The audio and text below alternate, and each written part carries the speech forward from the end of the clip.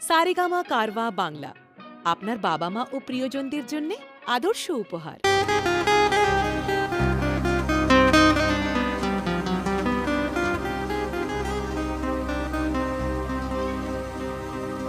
বাংলায় আমার সর্ষে ইলিশ,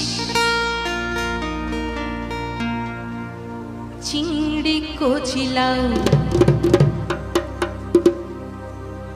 বাংলা পার্শে মাছকে ধুয়ে জিরের বাটায় দাও। বাংলায় আমার সর্ষে ইলিশ,